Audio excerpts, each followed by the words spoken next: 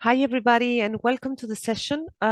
We are going to give a couple of minutes for other participants to join the call before we start. Hold with us for a couple of minutes so we can ensure that we have a good audience. Thank you for the patience.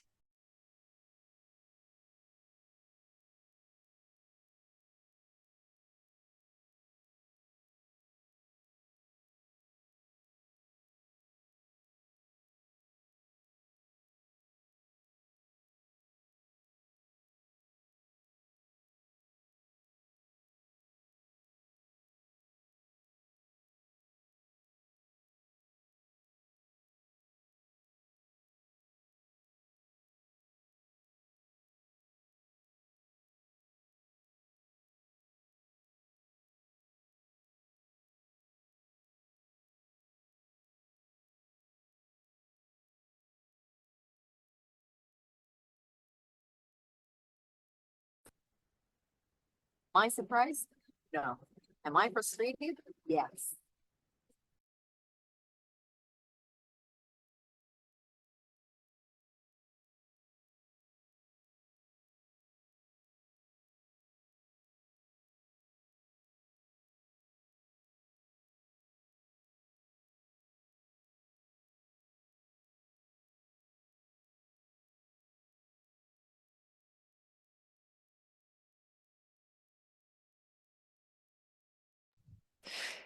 Hello, good morning, good afternoon, good evening, depending on where you are. And welcome to the Interagency Standing Committee Peace Dialogues, to the second session on youth, peace and security. My name is Marta Valdez. I'm Oxfam Humanitarian Director and co-chair of the Interagency Standing Committee Task Force 4 on the Nexus. I welcome to this Peace Dialogue series that is an effort from the Task Force 4 to unpack some of the critical peace components within the Nexus approach. The main objective is to delve into key topics related to peace and to set up a dialogue that will provide practitioners with insights, guidance, practices, good experiences, and critical inspiration from different countries and different teams. The intended outcome of this series is to strengthen the peace dimension of the Nexus approach and to promote an effective strategies for practitioners operating in conflict-affected settings. So the audience is definitely related to practice. So we are kind of trying to reach field workers, project managers, but as well policymakers and representatives from IASC member organizations and beyond. Today, I'm very pleased to be moderating a session that is going to be focusing on youth, peace and security, a critical topic that we have had the chance to get the collaboration from UNFPA, UNICEF and UNHCR in setting this critical conversation where we are going to be pleased to hear voices from different practitioners from the field. But before we go and unpack, and before I even present you the key panelists with whom we are going to have a very rich conversation, I trust, I would like to give the floor to Jennifer Miquel, UNFPA Head of External Relationships, Humanitarian Response Division, and she's going to give us some welcoming remarks from UNFPA. So Jennifer, over to you. Thank you very much, Marta, and it's a pleasure to be here and welcome you all to this exciting discussion on the peace dimension in the Nexus that will focus on the meaningful engagement of young people. I'd like to open this dialogue by providing you with a framework of the youth, peace, and security agenda and how it can help to leverage our impact across our humanitarian and development work. Today, globally, there are 1.2 billion young people aged 15 to 24 years old. They account for 16% of the global population. By 2030, the target date for the SDGs, the number of youth is projected to grow by 7%, meaning there will be nearly 1.3 billion young people in 2023. Yet what we see is that young people are still often excluded and marginalized in their communities and societies, especially in emergencies and conflict-affected areas. Many humanitarian and peace-building policies and programs still consider youth as potential threats to peace and stability, or completely overlook them, neglecting their specific needs or undermining their potential contributions. Such perceptions not only stigmatize youth, but can act as barriers to their meaningful participation. And this is where the Youth, Peace and Security Framework comes in, as it recognizes the critical role of young people in promoting and sustaining peace and security worldwide. The Youth, Peace and Security Agenda, also called YPS, is mandated by 3 UN Security Council resolutions. 2250, which was passed in 2015, Security Council Resolution 2419, passed in 2018, and lastly, UN Security Council Resolution 2535, which was passed in 2020. The YPS agenda emphasizes the importance of youth inclusion and participation in decision-making processes related to conflict prevention, resolution, and peace-building efforts. It acknowledges youth as true agents of change. Young women, in particular, deserve more recognition. Without young women's meaningful participation in leadership efforts to address humanitarian crisis cannot lead to long-term peace, development, and stability in communities and societies. The Youth, Peace and Security Agenda is also strongly linked to humanitarian work. We know that humanitarian emergencies intensify vulnerabilities and harmful coping strategies and restrict access to essential services, negatively impacting socioeconomic opportunities. These can lead to heightened violence, displacement, disruption of education, and loss of livelihoods, all of which disproportionately affect young people, and particularly adolescent girls. Against that backdrop, a large group of humanitarian actors committed to the Compact for Young People in Humanitarian Action, which is led by UNFPA and IFRC, and brings together many important humanitarian partners such as UNICEF, UNHCR, DRC, NRC, ActionAid, and many more organizations, including youth-led organizations such as Major Group for Children and Youth, MGCY, and the Global Youth Refugee Network, GRYN, this compact for young people in humanitarian action is really leading the way to ensure young people are at the center of humanitarian efforts and supporting work with and for young people in humanitarian action. For example, the compact led the development of the IASC Youth Guidelines, which provide solutions on how to meaningfully engage young people in humanitarian action, as well as peace building, and how to systematically mainstream youth participation across all phases of humanitarian action, including preparedness, response, and recovery. This is also further reinforced by the Global Compact on Refugees, which clearly notes that the empowerment of young refugees and youth from host communities can help to strengthen community resilience and to find durable solutions. In addition to their role in peace building and humanitarian response, young people are also crucial agents of change in addressing displacement and climate change. In fact, the YPS agenda promotes meaningful youth engagement beyond the realm of peace and security to also encompass broader issues such as climate action and sustainable development. Recognizing the urgency of the climate crisis, we really must empower young people to take the lead in advocating for environmental sustainability and promoting climate resilience in their communities. It's clear that there are many existing frameworks and initiatives acknowledging the role of youth in peace building, development, and humanitarian and climate action.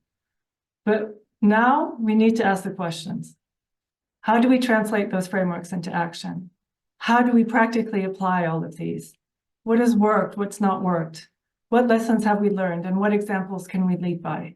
And what are the challenges and opportunities on the ground? The people best placed to answer these questions are young peace builders and young humanitarians themselves. I'm therefore most grateful for today's participants on the panel who will speak from lived experiences and contextual knowledge. Thank you very much for giving me the opportunity to say a few words and introduce today's sessions. Many thanks, and back to you, Marta. Thank you, Jennifer. Thank you for the remarks. I think that you are setting exactly the key questions that we are going to be unpacking today with the panelists. And we hope that we will be able to have the real life experiences, the good practices, and the recommendations from the youth.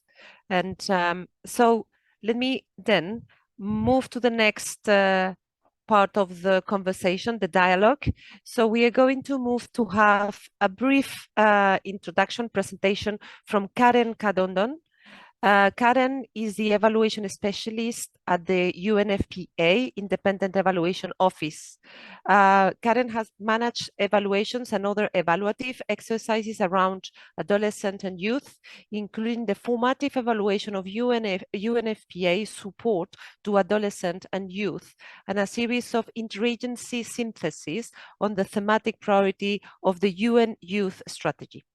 Prior to UNFPA, she worked here at UNDP, UNIDO, and UNODC. After we got this brief presentation from Karen that is going to introduce some of the learnings of a synthesis analysis that was conducted by UNFPA on a number of evaluations in relation to the role of youth and in peace building and resilience, we will move to the panel. And today I'm extremely pleased to be supported and to have the opportunity to speak and ask questions to three great panelists that I'm going to introduce straightforward. So the first panelist is Rogini Dorsan. Rogini Dorsan holds a bachelor degree in psychology with a background in research and teaching. She is a member of the Asian Association of Psychology and was named an emerging leader in psychology by AHPs and at the Global Psychology Learning Institute of the American Psychology Association. Rogini Dorsan is a member of the Cellule d'intervention psychothérapeutique d'urgence d'Haïti and has worked with several feminist organizations as a junior psychologist to provide mental health support to women and girls survivors of gender-based violence. Due to her work related to peace-building initiatives in Haiti, Ms. Dorsan was selected in over 4,000 applications by UN Women, UNICEF, to participate in the first cohort of the Young Women Peace Builders, a program initiated to support the work of young women working for peace and security for women and youth in conflict and post-conflict environments. Welcome, Rogini. We have as well Nike Olivas Gaspar. Nike is a communications officer and specialist for Latin America at the Global Network of Women Peace Builders. As an activist, she is committed to building a better tomorrow for women, young women, and girls across Mexico and Latin America. And as a feminist, she believes in a feminist that is inclusive of women in all their diversity and that combats all oppressive systems women are subject to.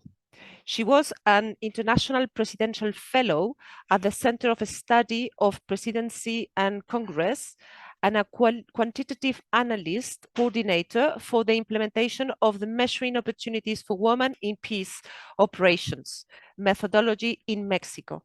She holds degrees in international relations and political science and is a member of Our Ladies Global. Welcome, Nike. And our last panelist, and not least, is Marot Tulung Chadop. Mr. Tulung was born in Wangay, Mayot County in South Sudan, is the co-founder and team leader of the African Youth Action Network. AYAN, the network, is a social enterprise championing peace building and economic empowerment of refugee youth. And as a refugee, Marot is committed to work for a world free of violence and conflict. He also serves as the advocacy coordinator at the Global Refugee Youth Network, an independent refugee led organization that empowers and supports refugee youth to respond to challenges in their communities. Important to keep in mind that in 2018, Marot was appointed by the chairperson of the African Union as a member of the African Union Youth Advisory Council. He was also invited at the South Sudanese peace talks in Ethiopia and Sudan to represent South Sudanese refugees in Uganda. He was as well nominated among the 100 most influential young Africans in leadership and civil society by Africa Youth Award in 2019, and recently received a distinguished award for service to refugees and IDPs at the Uganda Muslim Young Development Forum inaugural Peace Gala in 2021. Marot received a baccalaureate certificate in petroleum geoscience and production at Makerere University through an exclusive scholarship, Duffy Scholarship. He is currently pursuing a master's degree in energy economics and governance at Makerere University Business School in Kampala. Welcome, Marot, as well.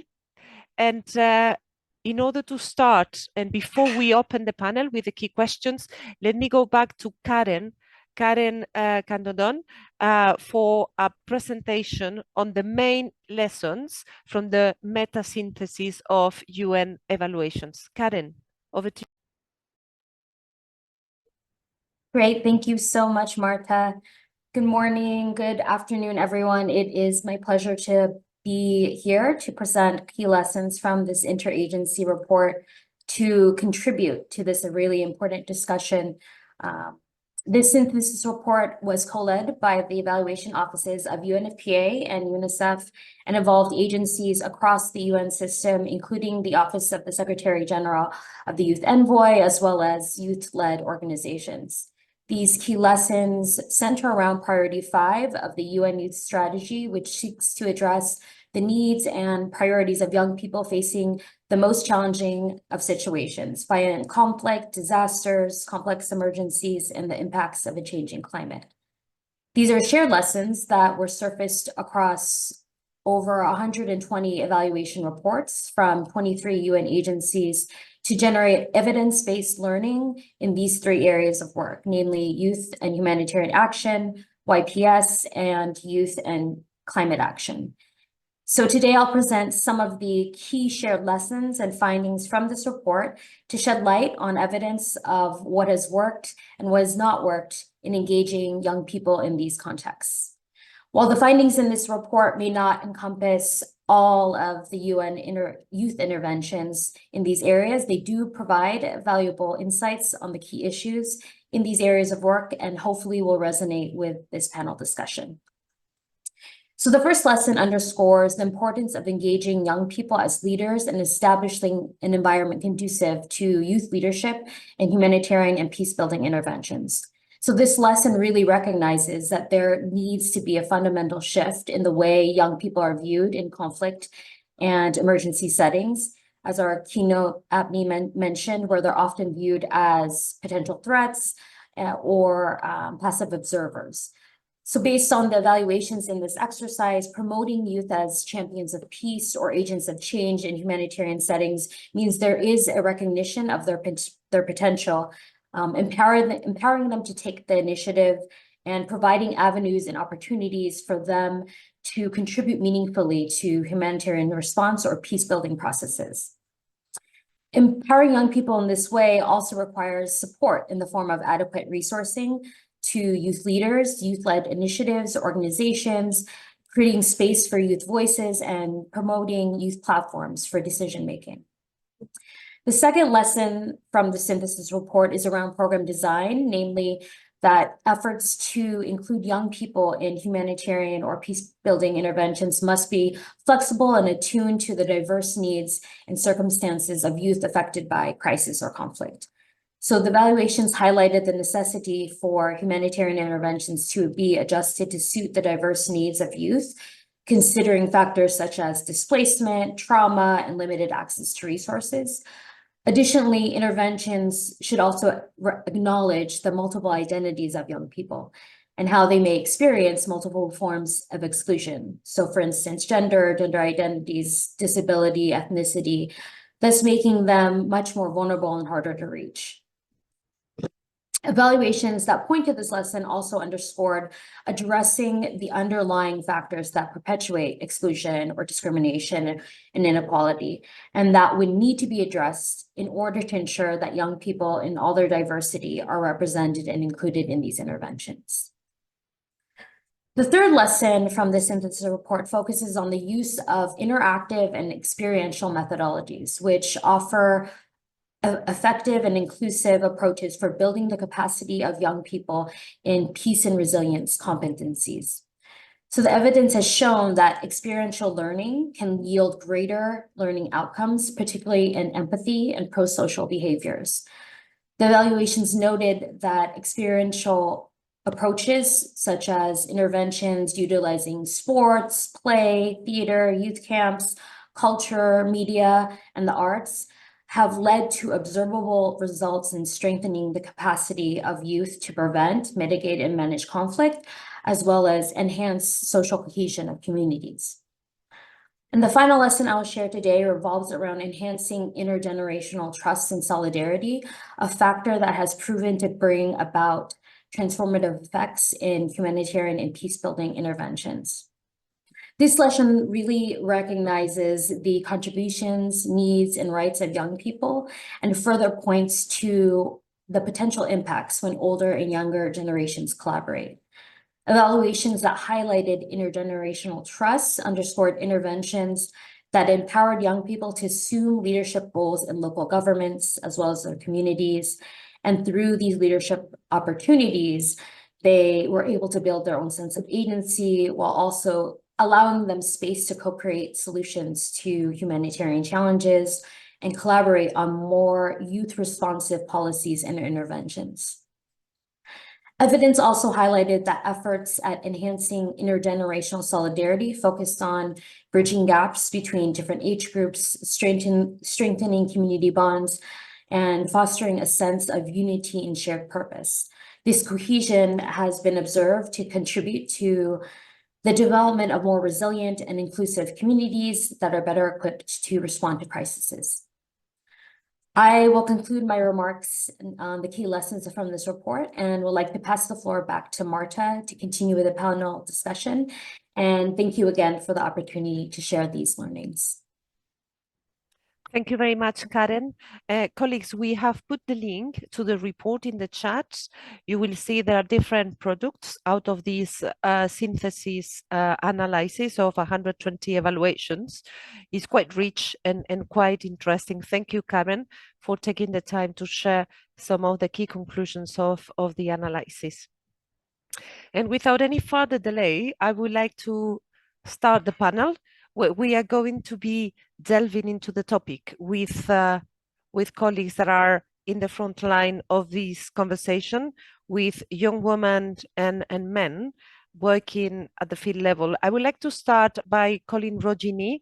Rojini, you are present in Haiti, a country that is going through a difficult context and quite challenging circumstance, and we'd like to get a little bit of insight from you on good examples, initiatives, and practices where you have seen youth and especially girls succeeding in terms of inclusion and empowerment, and that makes a difference in terms of the peace building efforts and results. Can you give us some examples and real life experiences? Hello everyone, I'm really happy to be here and thank you for the question. I think that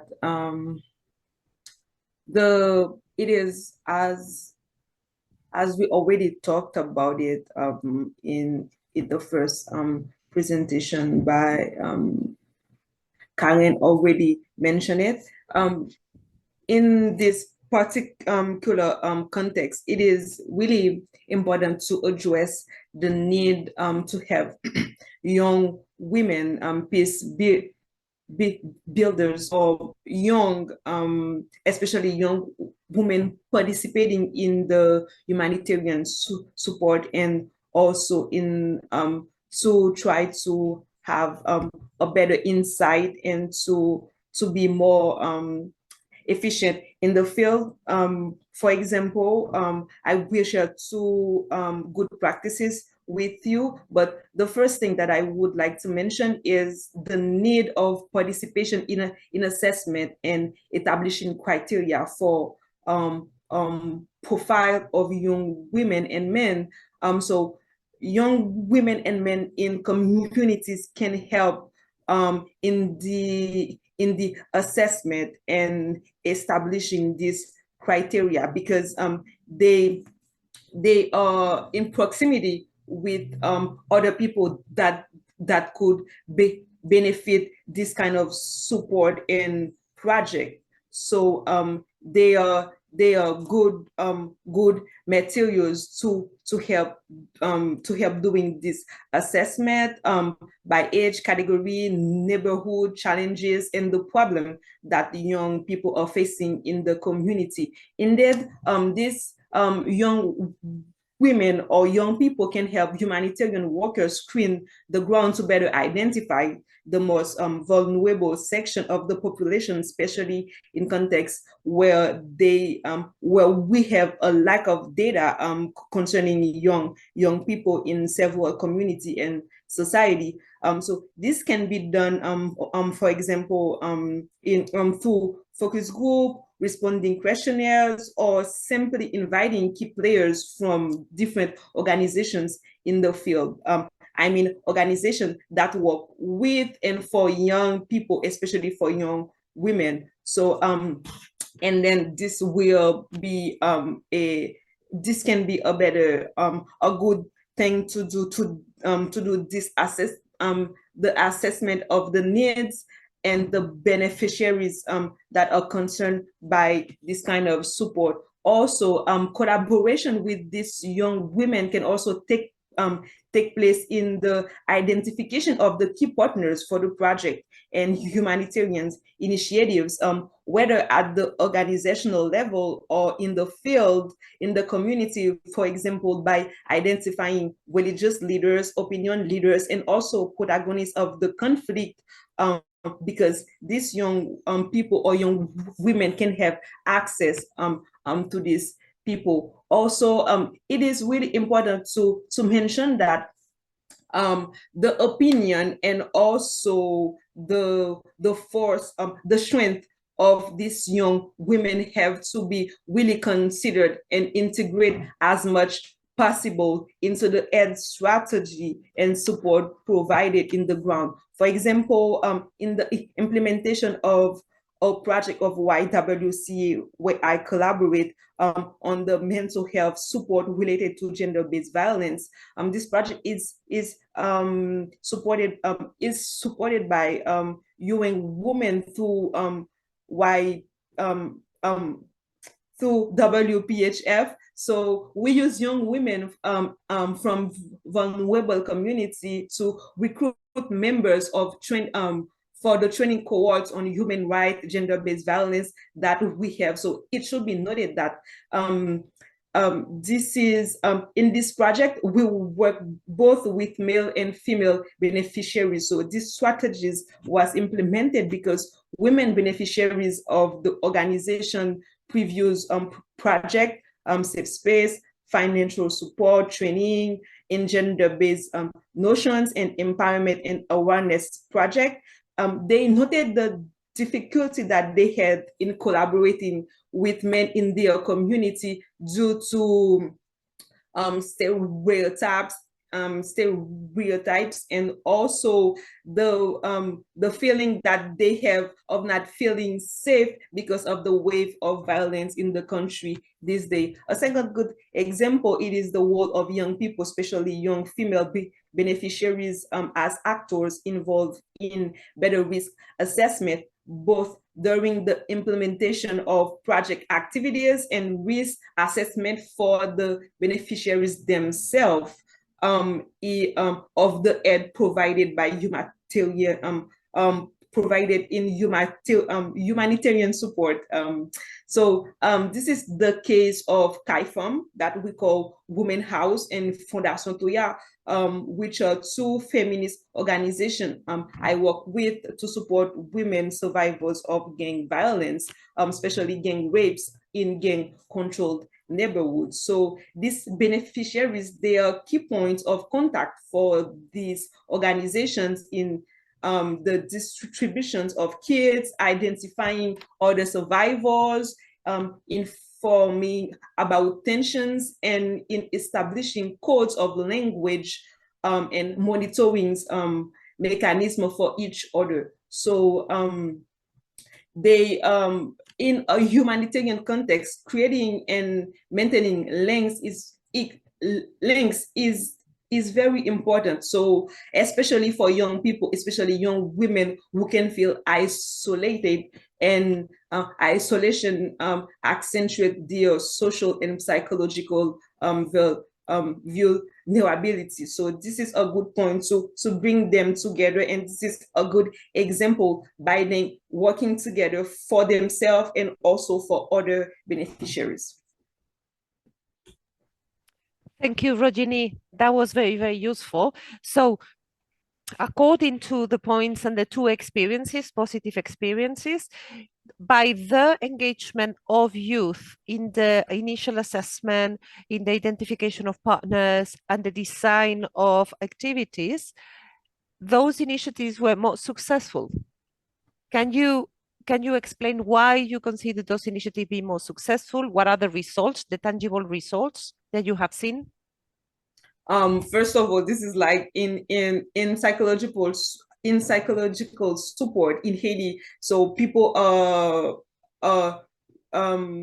they don't want to share a lot about their feelings and emotions. So because we have women on the ground who was able to access the services, and also that can be a good example of this kind of care and necessity to address trauma and mental health issues after this kind of violence. So they were good example communicators in their community to bring more people, and then they were able to share their stories with them, and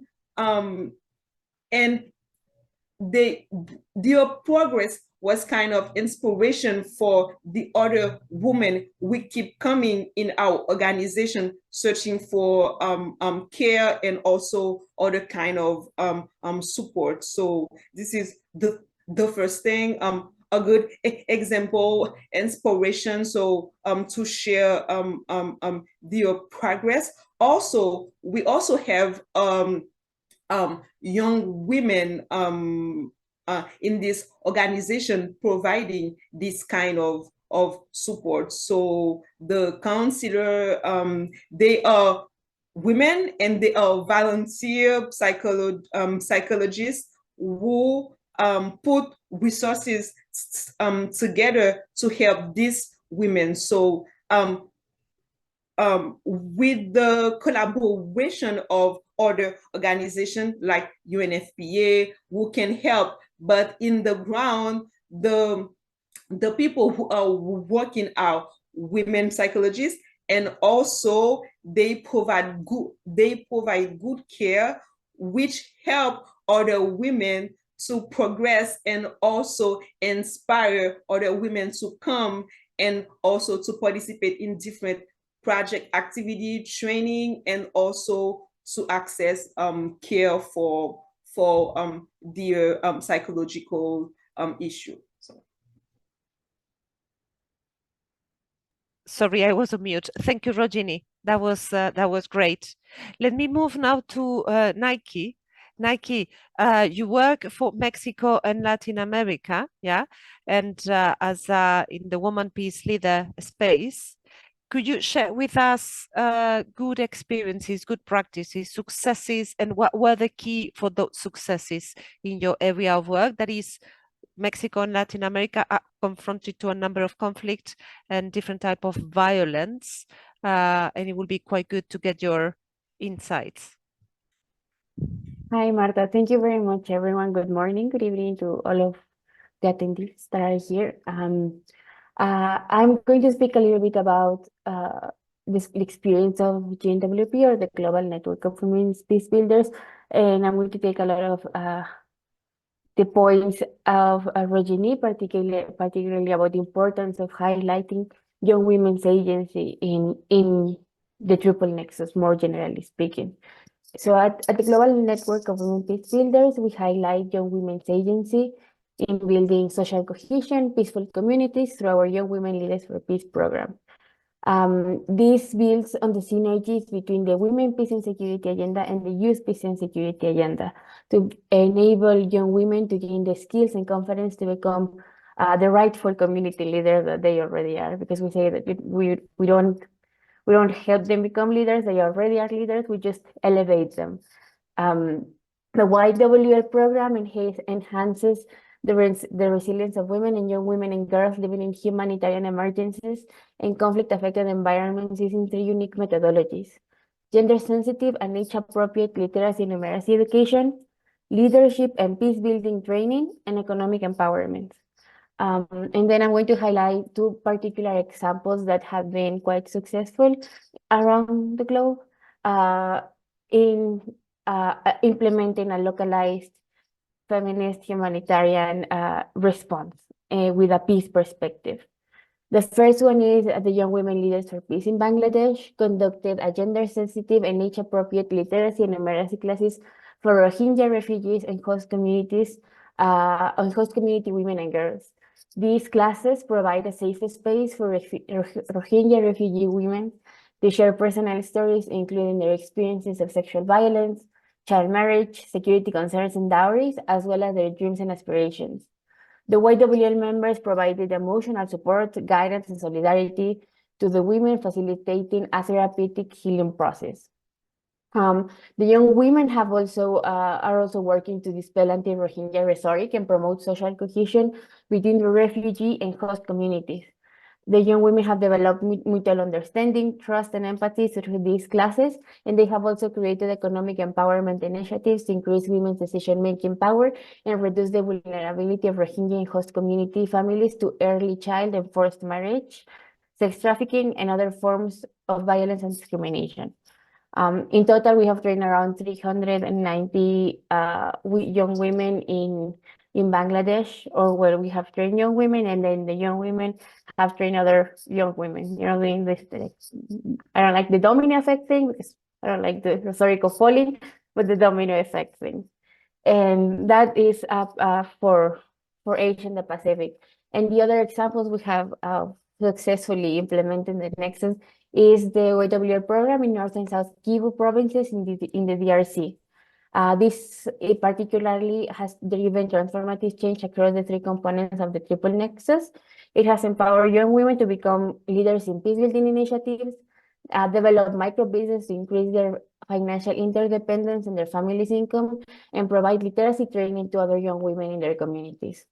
The young women's skills developed through the program enable them to quickly mobilize and provide humanitarian relief to sexual and gender-based violence survivors and local communities facing the COVID-19 pandemic. And they have also strengthened their resilience communities and improved access to information about humanitarian assistance and other essential services. The YWL visit local communities to conduct sensitization and training on women's rights issues. They particularly have prepared period kits to contribute to girls and young women's education in menstrual management in neighboring communities. They have also hosted monthly radio broadcasts on topics about the prevention of conflict and sexual violence and the promotion of relief and recovery, which are pillars of both of the Women, Peace and Security agenda. So this is a little bit of GNWP's experience and about us bringing forward the experiences of young women in this area. Thank you, Nike. Very useful to see how through the engagement of young women, more social cohesion and clear identification of key challenges and development of trust, those experiences have been positive. Thank you for highlighting. Let me move to Marot. Hi, Marot. So as a young man and a young refugee, you have been exposed to some of the key emergencies in the last years. And I understand that through your engagement with the Young Network and your work as in the Young Refugee Lead Organization Network, you have been witnessing a number of humanitarian responses as well as development and peace-related activities. So you have witnessed some of the work around the Nexus in practical terms.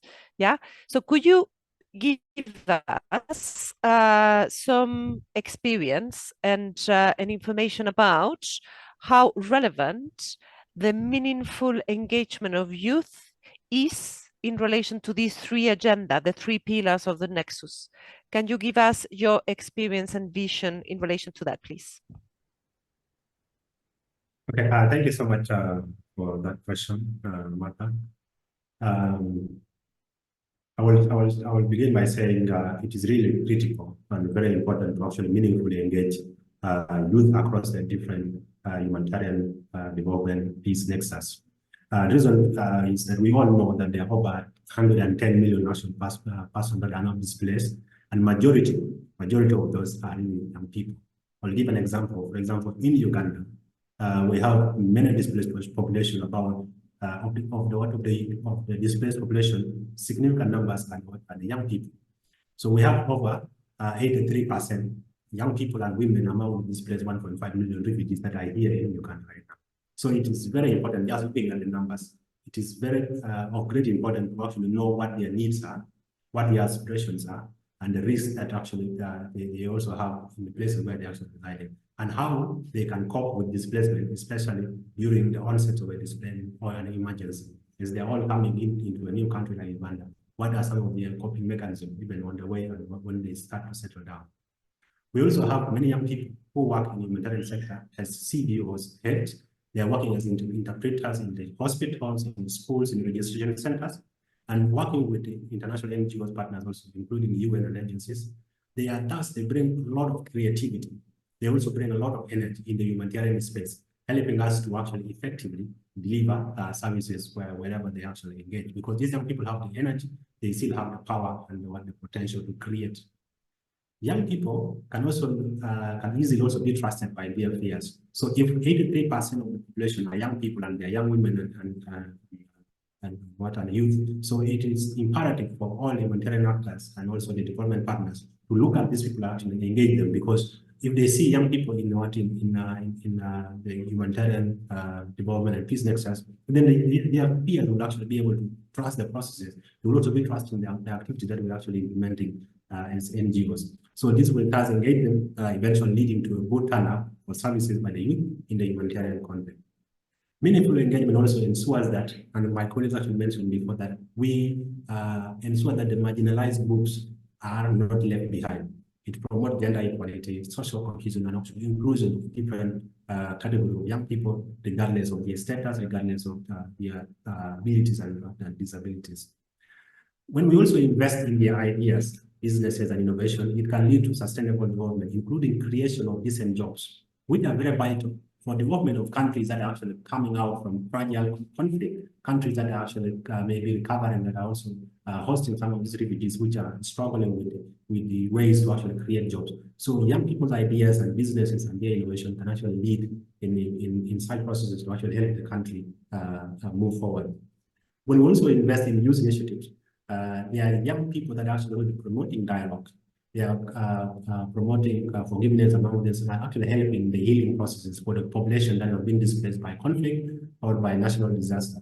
So they build bridges between communities affected by the conflict. They also engage youth that can prevent radicalization by promoting tolerance, understanding, and actual dialogue. Because we all know the young people who are engaging right now in war, they are not only people, they are mostly young people. And these young people actually, they have friends who have not gone to war with them. So they know them, but they can easily engage them and say, you know what, let's stop this and promote a spirit of tolerance, understanding. I will give an example from the IASC youth guideline, which is actually a reference document for humanitarian actors to work with and for young people in peace building and in the humanitarian context. This document was crafted by more than 500 youth and humanitarian actors across the world. The guidelines specifically have suggestions on how you can actually work with and for young people in peace building. In the section E of this guideline, which is not part of the humanitarian program cycle, which is most part of the humanitarian cycle, it shows you how young people are already working with the nexus, having a specific section on peace building. So in this guideline, it also gives us an example of how you can actually engage young people. And I see there is a question already in the Q&A on how the partners can actually engage young people. It is not only about inviting them. You need to engage them at the different cycle of what the humanitarian response, whether being it in the need assessment and analysis, be it the strategic planning, be it the implementation and monitoring, and then the resource mobilization. And the guideline give you specific tips on how you can actually engage these young people at a different level of the humanitarian development and peace nations. Thank you for giving back to you, Martha. Thank you, Marot. So you brought already, you saw the question that we have into the chat, and we will go into the questions there. I invite the audience to log your questions into the chat, in the questions and answers, because we will go there, and definitely hold with us because we are going to have a slot for questions and comments from the audience. Yeah, thank you for that, Marot, and good too that you mentioned the IASC guidance that were launched in 2020, if I'm not wrong, on engagement with youth and how critical it is in humanitarian crisis. Good. So, Rojini, let me ask you another question, a follow-up question on some of the things we are discussing with Nikki and Marot as well.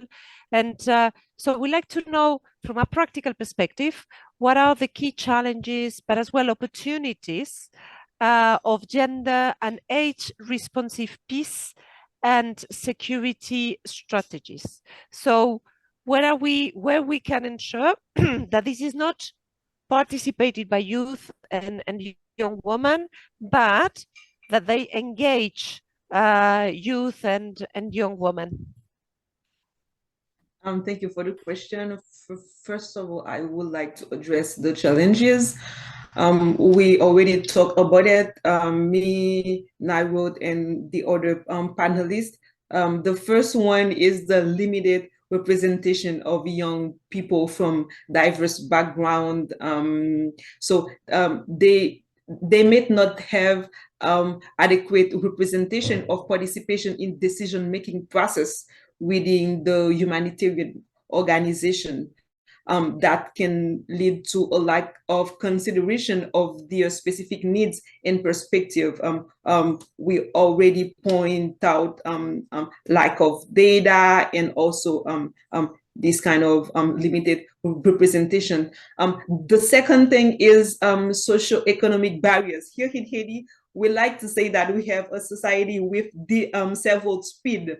So you have we have huge economic gaps or disparities, lack of access to education, and a lot of internal displacement due to conflict or disaster, and this kind of thing. They can hinder the engagement of young people in humanitarian initiative as beneficiaries or also as people who can help and support or participate as workers or volunteers. We also have gender and cultural norms. One of the key challenges is protection risks, because young people, especially in conflict affected areas, they face risk of exploitation, violence, and recruitment by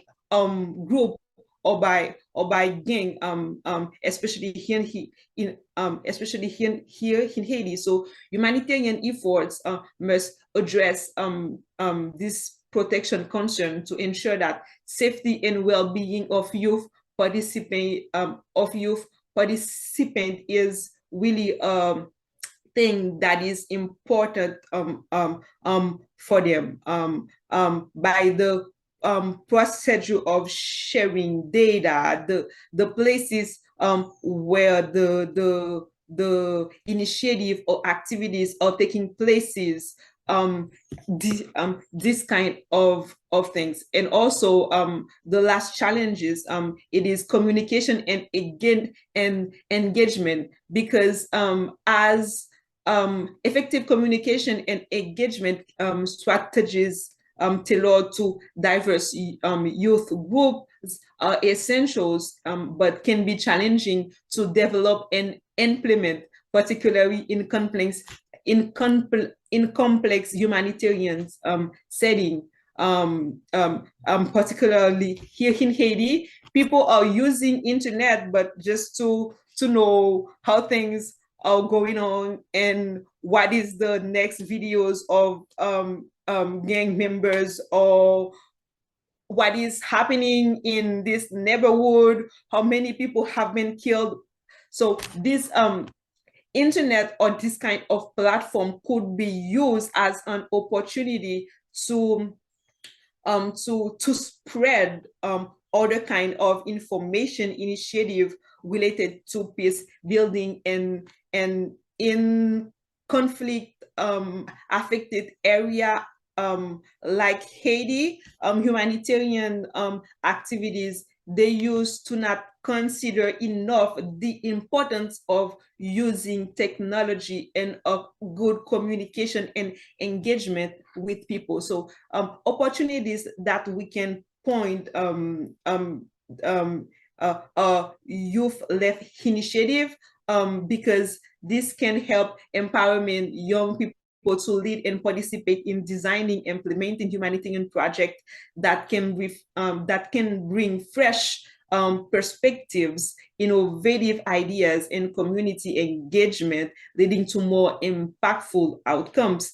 Capacity building by providing training, mentorship, skill building opportunity for young people within the humanitarian organization to enhance their contribution and leadership potential. So we can have partnerships and collaboration that I already point in the first answer that I gave, because collaboration with youth-led organization, especially in community where where we have several speed, as I already mentioned. So this kind of collaboration with young lead organization can be a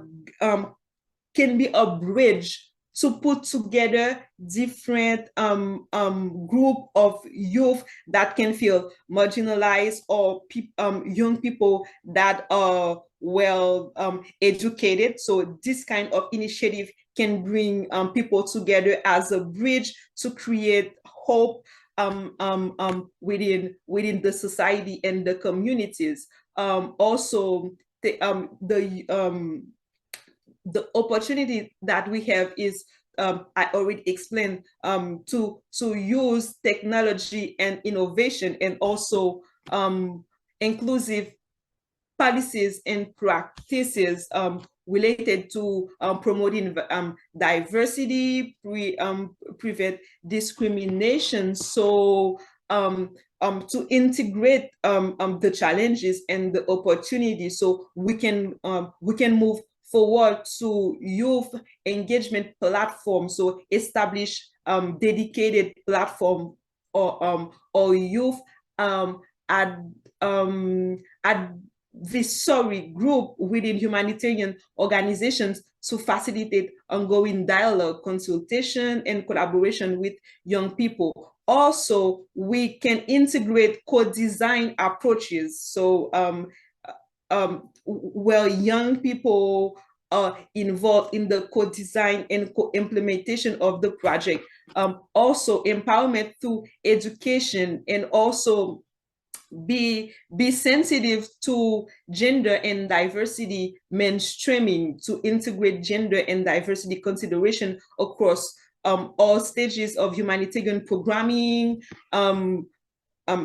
that we already talked about, and it is really important to point resource allocation, to allocate dedicated resources, funding, and support to youth focus initiative within humanitarian budget. So to strengthen action that are already taking place within the youth lead organization, but also organizations that work with young people to recognize the importance of investing in youth as agents of change and peace.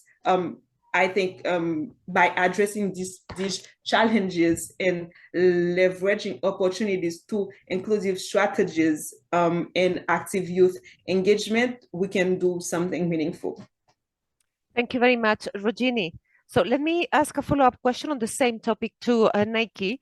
Nike, and in complement of the very exhaustive analysis that we got from Rogini, how you see, because the nexus and this strategic collaboration between humanitarian development and peace actors is an opportunity as well to bring all the critical agendas related to the youth and the young woman.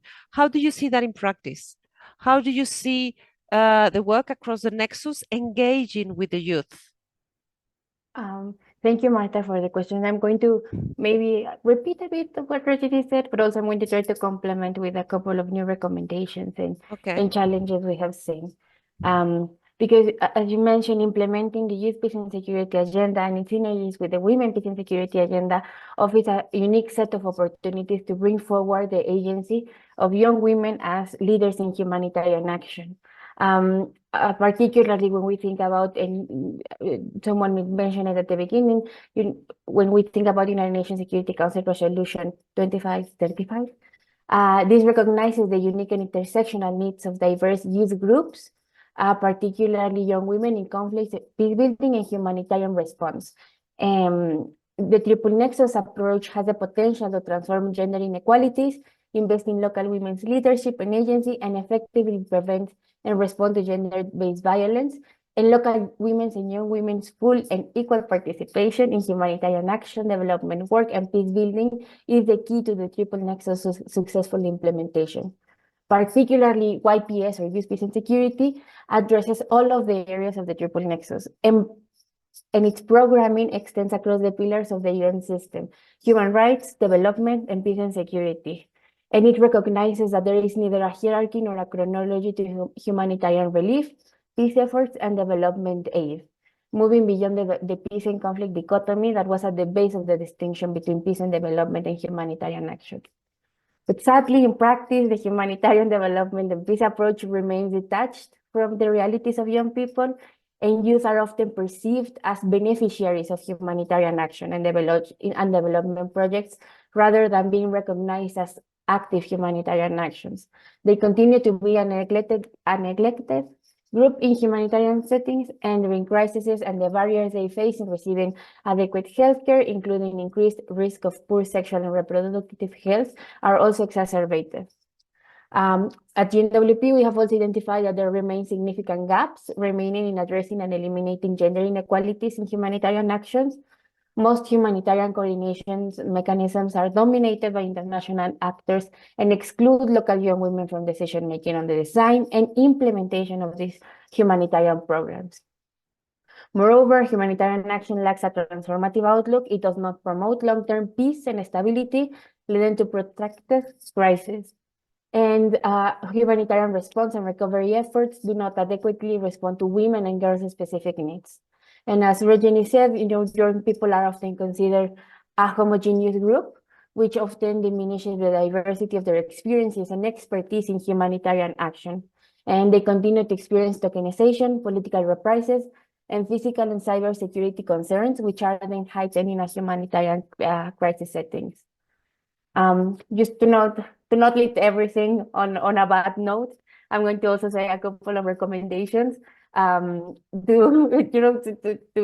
not say everything negative. The first one is that there is a need to adopt and employ a bottom-up approach and encourage diverse perspectives from local communities in decision-making on humanitarian action, including responding to natural disasters, emergency humanitarian relief, and conflict-related displacement and repatriation. There is also a need to pursue a more forward-looking approach to gender-responsive humanitarian action that considers operational details such as staffing and funding, preparation and training for women and local organizations, and clear and comprehensive strategic approaches for action in major crises.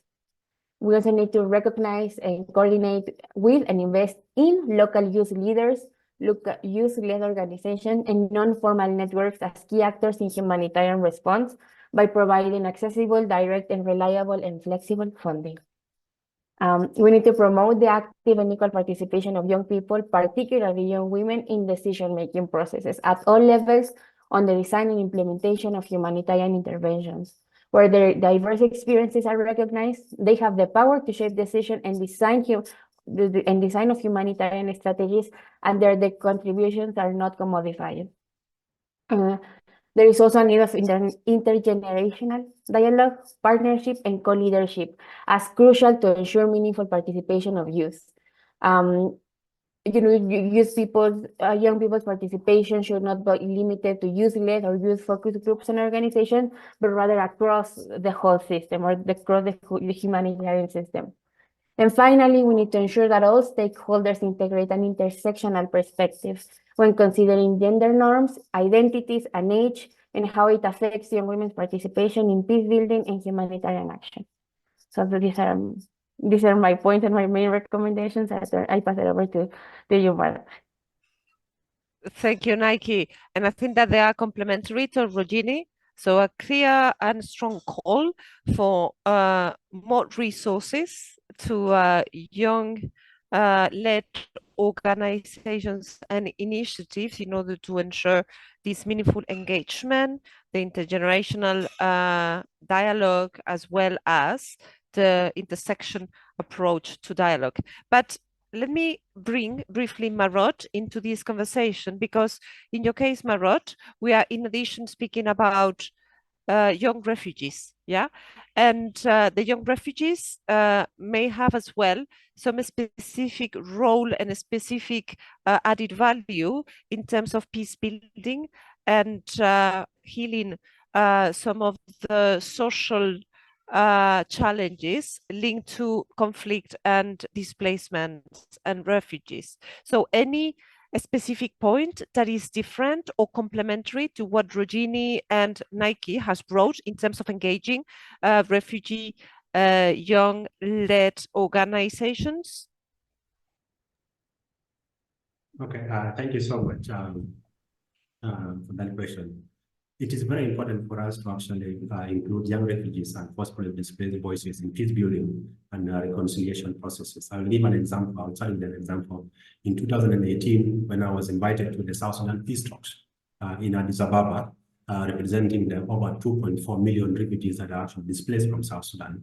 While at the talks, we became like the source of information for the refugees that were actually in Uganda, in Sudan, in Chad, in Kenya, Ethiopia, and also those in the Democratic Republic of Congo, because they knew that they had their own representatives at the table in the peace talk.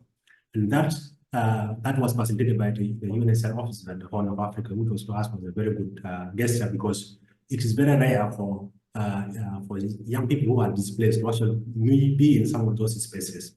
Because being in those spaces is part of all eye-opening for them.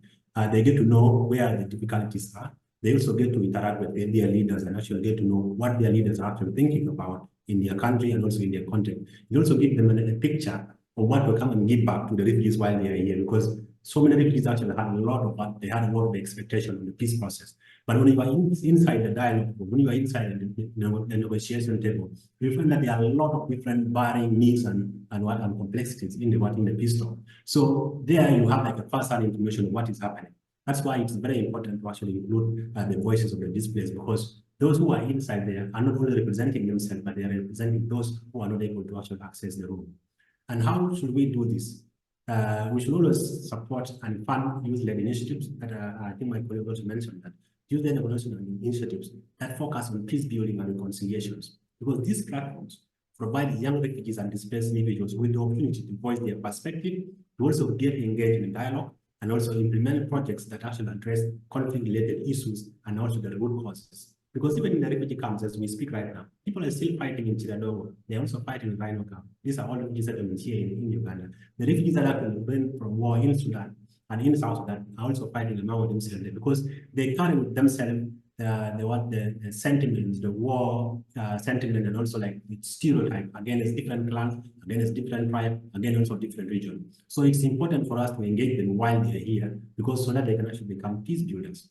We should also ensure that young refugees and displaced individuals are included in the decision-making processes at all levels of peace building. For example, the effort by the regional UNS regional force was very good. We also do have regional symposium right now.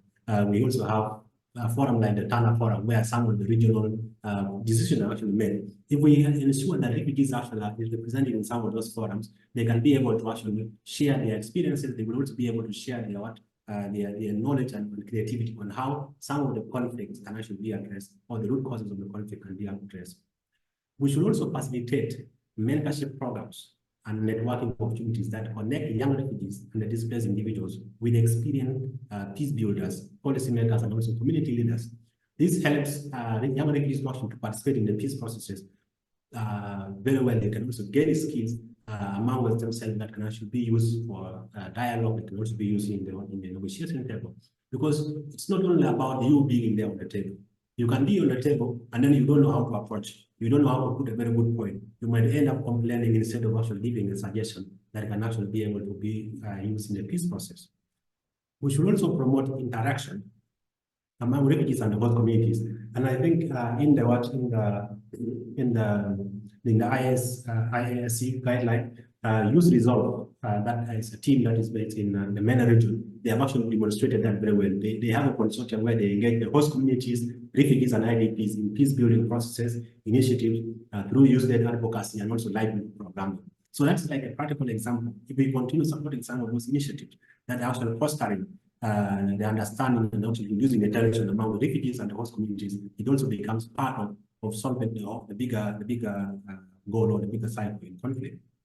We should also encourage joint community projects, cultural exchange, and also sport activities in places where host communities and actual refugees interact together.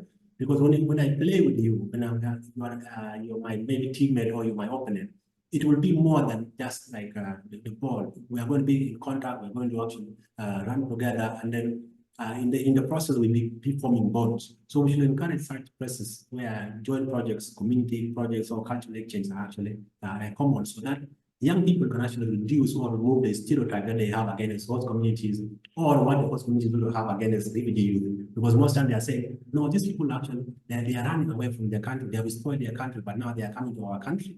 But when we have spaces where these people interact, they can be able to see that, you know what, these people are actually beyond they are not just here to compete with us on our resources.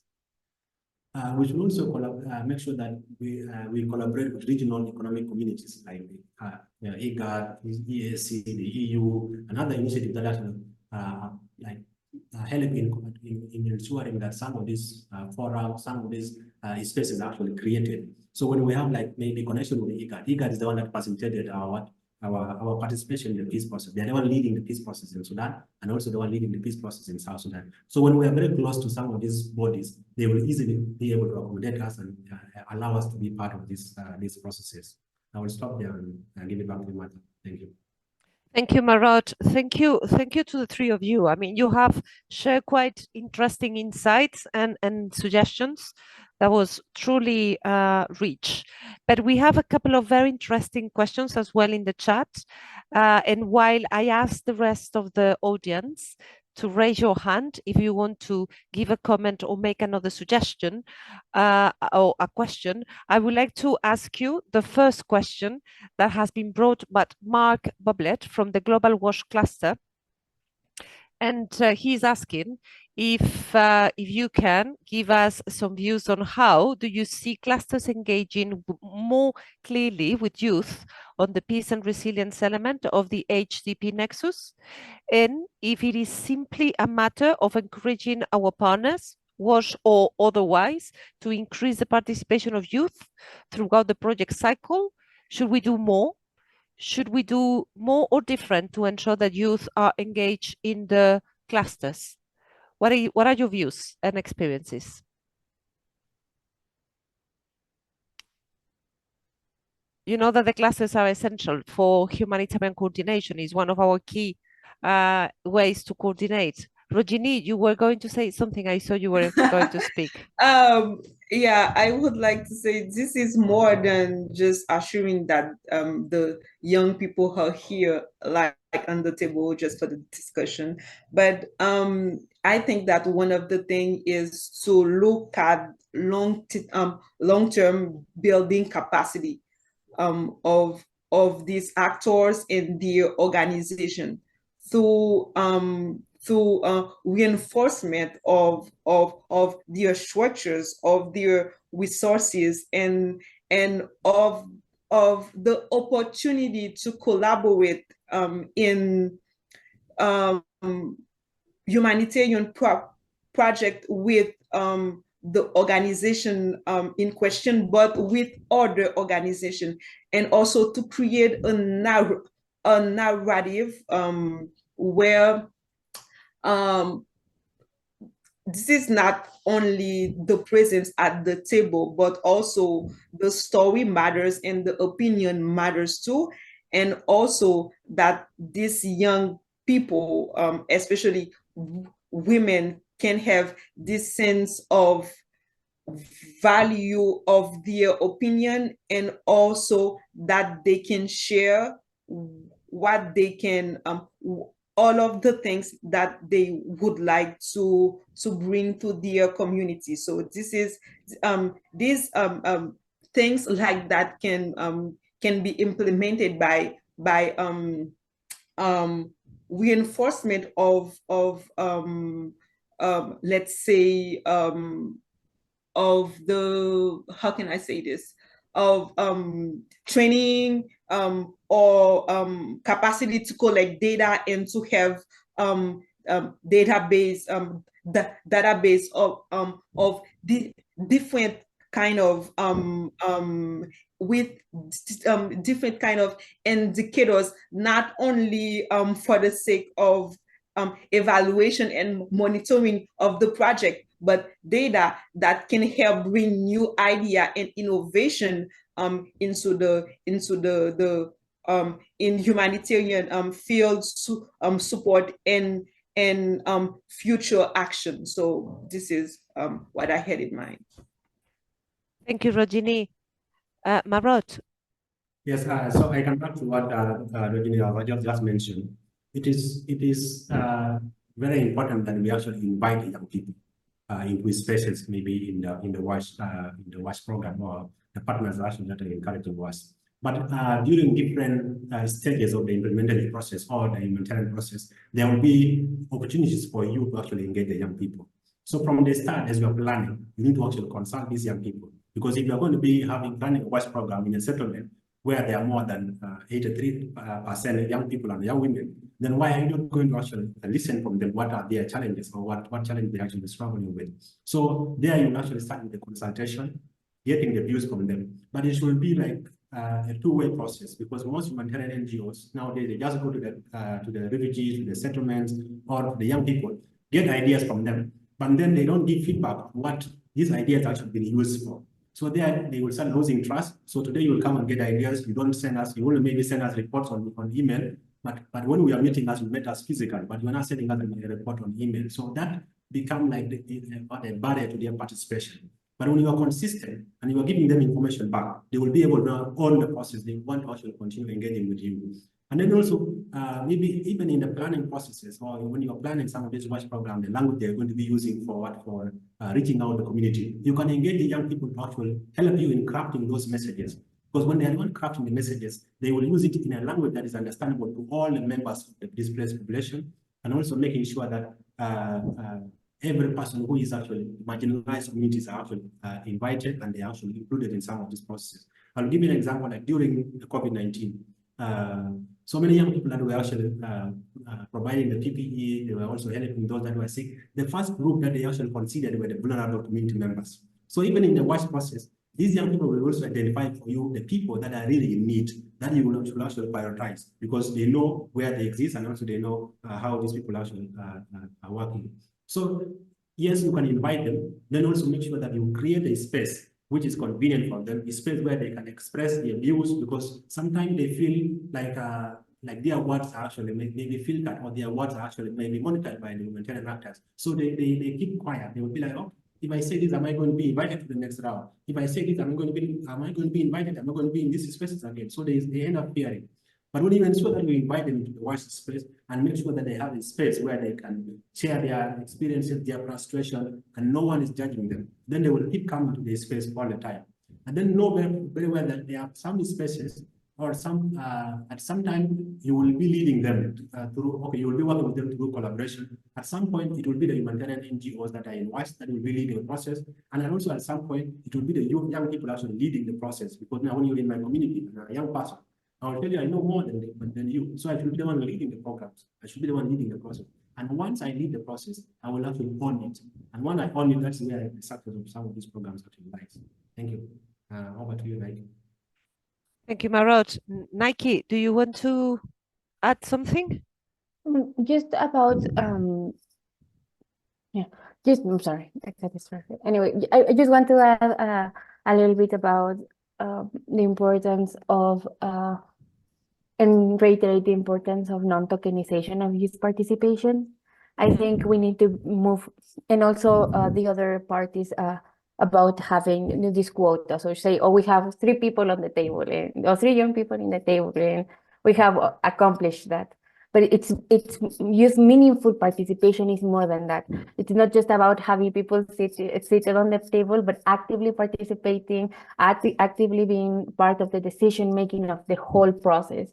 And it's not, and I think we can always do more. We can always do more to encourage young people, young women's participation in peace and humanitarian action. But I do want to highlight the importance of non-tokenization of youth participation, because I think it's very common to say, oh, we have a young people, or a young person, and then we don't even acknowledge their names. We don't actively engage them or ask their input in X or whatever document or action that it's being done. And it's very important to move beyond to actually say that the youth are meaningfully participating in this, like throughout the whole cycle of humanitarian action or implementation project that we are asking about, or that we're talking about. Thank you, Nike. So please stay with me, because we have another question in the chat. And the person that asked the question is suggesting that maybe you could speak to this. So the question is, when foregrounding the experiences of young women in social cohesion and leadership positions, are there ways to avoid the zero narrative, especially when women who are burdened with increasing responsibilities, exploitation, and violence during conflict and climate crisis are then expected to shoulder new responsibilities, conflict, and climate resilience strategies? What do you think about it? I think this is one of the most interesting questions. I think Rajani will also have a lot to say as her own experience, but I think this is very interesting because we have turned into a rhetoric where we want to highlight particularly women's action, to not take into consideration or to put them as the question, as Anika said, a hero, and to diminish all of the other responsibilities we have as, or we don't, like people have as international actors, into securing that leadership position, or that experience of the young women is actually, highlighted. And again, we turn about to the tokenization. It's very common to see, oh, look at this woman who has been doing all of this work, but on the back she has a lot of care responsibilities. Women are also typically the bear holders of not only their household but their communities, and that unrecognized work is sometimes the one that most burdens women in humanitarian action. The unrecognized care work. I think it's key to recognize, or to say, or to state what is the women particularly, like, actually actively contributing, again, meaningful participation, more than saying we have, we have 50% of young women in this decision making, or 30% of the people here are women. And there is also a need to understand and recognize particularly I'm speaking about the care work, how care work impacts women in humanitarian action, and women overall, but also women in humanitarian action. I think women who defend the territory, particularly here in Latin America, women who defend human rights and other environmental processes, or environmental defenders, have a burden of also taking care of their families. And I don't mean burden in the wrong sense. I mean burden into what it actually means doing care work, and in particular unrecognized and unpaid care work. I think there is a need to first acknowledge that, and also state and highlight how young women and women's participation is actively contributing to the overall objective, or to the overall social cohesion or peace, rather than just putting, and this is me as a feminist, putting women in a pedestal and saying, oh, she's amazing, because we know women are amazing. But more than that, how are we actively doing something? Because we are. It's important to highlight in the concrete actions that we are doing into actually contributing to peace, social cohesion, resilient and peaceful communities overall. So I'm going to pass it over to you, Marta. Thank you, Nike. Rogini, do you wanted to say something on this point? Before saying, I would like to mention two things for the Paso question rapidly. The first thing is to be honest with the young people around the table, to be honest with them and transparent in the process. So to help them know what you can do with this project, what you cannot do, to not put this sense of hope, and then after that they are looking for you, they are looking for information, and not being transparent and not sharing information. This can lead to, we can feel affected in our in the esteem of our work, and the fact that we really wanted to do something and to be helpful. So let's go. I really like the intervention of Nike. I was laughing, like I think that was really great. I would like just to share several points that I had in mind. First of all, is to recognize individual limit, because most of the time we don't recognize limit of individual, especially in this kind of screening and vision, where if a young woman wants to be someone or a leader, she have to be able to do everything, and to share this kind of vision with other women in the community to inspire them. This is definitely not the best way to do it. First of all, recognize individual limit, and also Nayaki point the fact that this is really important to recognize key actors and their responsibilities in the situation, and who can do what, who have to do this, to put a stone, and who have to do this to put another. So identifying key actors in their responsibilities and the action they have to take in the situation. It is a good point. If it is young men, young women, adult men, adult women, this is a great way to go.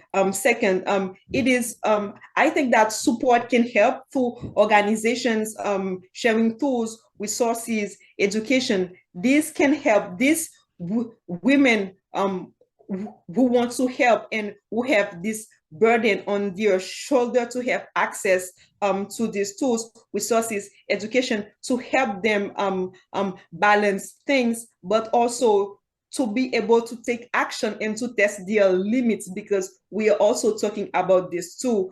how can I test my limits and the limits and the stereotypes of the society to overcome them, but with the mindset that I am not responsible of everything. So the third thing that I would like to mention, it is the importance of collaboration between young men, young women, between men and women, between between different part of the community in this kind of context, to not put the burden on the shoulder of young women. And the last point, it is to have gender-based well-being resources, because in this kind of context, where women who are trying to get things done, and who really have as I said, this kind of burden where we are asking them to do this, to do that, so they can have access to well-being support tool resources, because there is link between human rights issues and well-being, mental health, link between climate changes and well-being, gender-based violence and well-being. So if we can create these resources, adapt them, and also make them available, and have people who can share and support these young women, I think we can have a balance, and also give these women the sense of participation, but not put other things on their shoulder. Thank you very much, Regini. Marot, I see you have your hand up. No, I just wanted to mention one point, that when young women are actually engaging in peace building processes, they are engaging in a space where you cannot see the results in 2 days. You cannot see the result in 1 month, or in 1 year, or in 3 years. You can be in this space for like 5 to 10 years, and you don't see this space. So that is already like a burden, because you are working, you are putting in a lot of effort day and night, but you're not seeing the result. That's already like a big burden. So for people that now start calling this person the hero, Shiro, like giving them these titles, they are putting more tension on the individual that is already like stress, and the individual is already like stretched, and they're doing a lot of things. They are person, they are home, because most of the peace builders actually, they are doing most of these things on a voluntary basis. So they have all this responsibility in their hands, but now you are also putting them like a lot of expectation, because the society now is calling you like the Shiro, and then everywhere, like everyone is mentioning your name. So why can't we maybe channel that energy to supporting, to raising the necessary resources to actually support this young woman who is actually out there giving to the community and actually sacrificing a lot? That's that one I wanted to add. Thank you. Thank you, Marot. So, colleagues, I'm going to summarize some of the key points, because you have been quite strong bringing key points. And then after, to close, in the last 20 seconds, I'm going to ask every of you, to give 2 words. What will be the key 2 words recommendation, especially for humanitarians, to further engage with youth? But I wanted to share some of the strong voices you have brought into the table. The first one is that crisis and humanitarian crises are affecting heavily the youth and young women, and therefore responses should be adapted to their needs and interests. And in order to ensure that this is the case, there is a strong call for engaging, and not just to use the youth and the woman youth participation or consultation in a tokenistic way, but to ensure that they are engaged, that are part of the assessments, that are part of the design of the responses, that can bring innovative approaches that will make the responses more solution-oriented, and that will ensure generated new initiative. It has been highlighted the importance of the youth engagement in terms of innovation, but as well, quite importantly, to treat youth as what they are, agents of change, and to ensure that they have a seat in the table, not just to give views, but to be part of the decision-making. There has been a clear call as well to bring resources in order not to generate more burden on the youth and the young woman, and to ensure that the role is recognized and acknowledged with the related resources, and not to generate more burden. to make their life even more difficult. So I think that between the three of you, you managed to give a very clear view. Let me open the floor for 10 seconds for each of you with 2 words on what are the key recommendations. What do you want participants in this session or people that will look at the recording afterwards, the 2 words that you want them to keep in mind? Regini, 2 words. I would say creating bridge and creating hope. Thank you. Nike. I'm going to go to intersectionality and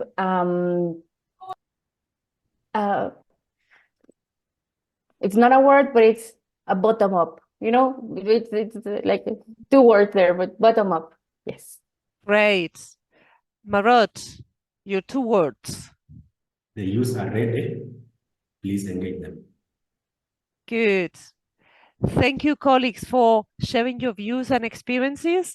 And thank you for participants for engaging and for asking questions. Hope you had a chance to listen to these powerful voices. And I think that we have some homework to do to see and to integrate some of the clear recommendations from those colleagues engaging today in the conversation. A big thank you to UNFPA, UNICEF and UNHCR to arranging this conversation, and hope to meet you somewhere, somehow, and that you will stay connected and engaged in this agenda. Thank you. Thank you, everyone. Bye. Thank you.